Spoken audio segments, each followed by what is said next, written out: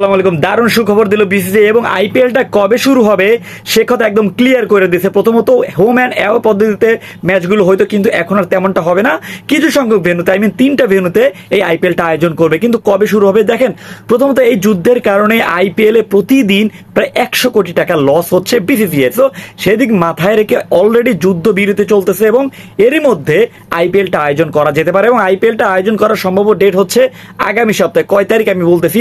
প্রথমত এই যুদ্ধের কারণে বাংলাদেশ বনাম ভারত সিরিজ অলরেডি বাতিল হয়ে গিয়েছিল, এশিয়া কাপ বাতিল হয়ে গিয়েছিল, যার পরিপ্রেক্ষিতে এখন সেগুলো আবারও পুনরায় বিবেচনা করা হচ্ছে। আইপিএলটার কারণে ভাই তছনছ হয়ে গিয়েছিল বাংলাদেশ এবং পুরো ক্রিকেট বিশ্ব কিন্তু থমথমে অবস্থা পরিস্থিতি বিরাজ করছে। তো সেদিক ক্ষেত্রে এখন যেহেতু যুদ্ধ বিরতি চলতেছে এবং এই যুদ্ধ যদি থেমে যায় তাহলে আপনি মনে করে রাখেন যে আইপিএল বলেন, বাংলাদেশের সিরিজটা বলেন, সেগুলো আবারও পুনরায় এবং কন্টিনিউসলি হবে। সো এই আগের কথা মতো, আগের ডেট অনুযায়ী যেরকমটা ছিল ঠিক তেমনটাই হবে। এবং আইপিএল এর সম্ভাব্য তারিখ হচ্ছে 16 মে এবং 16 মে তারিখ থেকে নির্দিষ্ট 3টা ভেন্যুতে আইপিএল এর আয়োজন করা হবে এবং সেই তারিখ থেকে আপনার এখন হোম এবং অ্যাওয়ে পদ্ধতি এটা থাকছে না।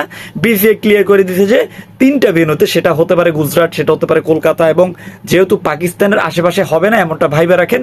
এবং সব থেকে মজার বিষয়, এই আইপিএলটা কি আপনি আবারও পুনরায় চান কিনা একটু কমেন্ট করে জানান। আইপিএল যে ফিরেছে আপনি খুশি কিনা একটু কমেন্ট করে জানাই দেন প্লিজ প্লিজ প্লিজ। ধন্যবাদ।